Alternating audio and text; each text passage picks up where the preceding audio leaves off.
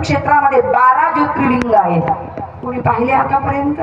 12 ज्योतिर्लिंग आहेत, 32 तीर्थ आहेत. नाथ महाराज जोपर्यंत होते ना तोपर्यंत फक्त एकाच लक्ष्मी तीर्थावरती स्नान करायचे. आजही जाते ते 32 तीर्थ आहेत. आणि आता जिथे नाथ महाराजांची हरिपंडितांनी त्यांच्या चिरंजीवांनी जिथे समाधी ज्या ठिकाणी निर्माण केलेले आहे ते पद्मतीर्थ आहे. अजूनही जाऊन बघा, अशी पद्मकमलामध्ये नाथ महाराजांचे काय आहे, चरण आहे. आणि अजून तिथे जाऊन बघा, शांतीचे सागर नाथ बाबांचा अधिकार एवढा मोठा होता की आजही एक सुपारी एवढा खड्डा नाथ बाबांच्या चरणाजवळ आहे की रात्रंदिवस गोदावरी मैया त्यांच्या चरणाची सेवा करते. विठ्ठल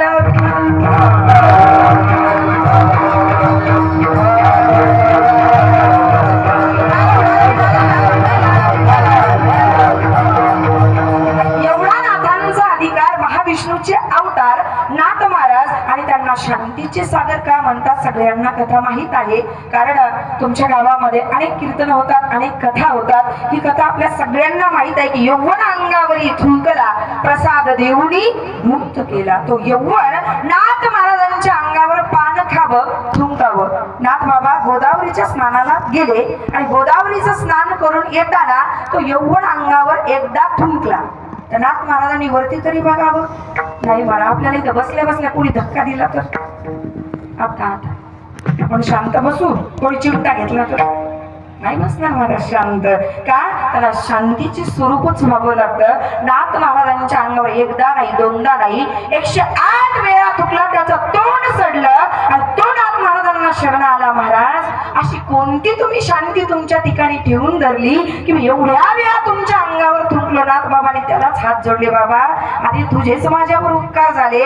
अरे रोज मला एकदाच गोदावरीचं स्नान करायचं रे बाबा, व तुझ्यामुळे मला आज एकाच समय एकाच तिथीला मला 108 वेळा गोदावरीचं स्नान घडलं. हे तुझे माझ्यावर काय झाले, उपकार झाले. याला काय म्हणतात, शांतीचे सागर. भक्तीचं नाव आलं की नामदेवरायचं नाव तर तुम्हाला माहितच आहे की नामदेव कीर्तन करी पुढे देव नाचे पांडुरंग. महाराज पांडुरंगाने काय, पण महाराज म्हणतात नागेश्वराने सुद्धा मंदिराचं दार फिरवावं. फिरविले देऊळ जगा माझी गादी, फिरविले देऊळ जगा माझी गादी, फिरविले देऊळ जगा माझी गादी, फिरविले देऊळ जगा माझी गादी.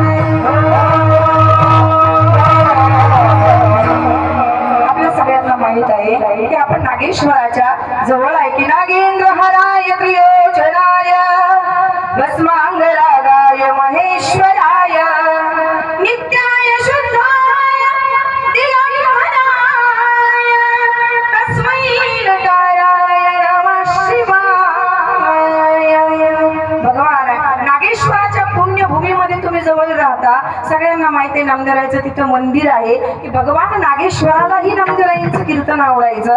आणि भक्तीच्या मध्ये महाराज म्हणतात नोये हा सामान्य महिमा संतांचा नैवेद्य हातीचा मूर्ती जेवी. माझ्या नामदेवाच्या हातून देवाने जेवण करावं. माझ्या नामदेवासाठी दिवाळीच्या सणासाठी भगवंताने नामदेवाला विटेवर उभा करावं आणि गोणाईच्या घरी नामदेवाच्या घरी स्नानासाठी जावं. हा भक्तीचा उत्कांच आहे की भक्तीचं नाव आलं की नामदेवांचं नाव पुढे येतं आणि ज्ञानाचं नाव आलं की उपजताची ज्ञानी हे वर्म जाणोनी आले लोटांगणी सांग देव. ज्ञानाचं नाव आलं की माझ्या ज्ञानोबारायांचं नाव येतं की ज्या ज्ञानोबारायांचा जन्म सोहळा अख्खा महाराष्ट्र अख्खा भारत या वर्षी साजरा करत आहे की साधकांचे मायबाप योगियांची माऊली ज्ञानियांचे राजे असणारे महावैष्णव ज्ञानोबारायांना या भूतलावरती अवताराला येऊन या वर्षी 751 वर्ष काय झालेले आहेत आता पूर्णत्वाला चाललेले आहेत. अख्खा भारत देश अख्खा महाराष्ट्र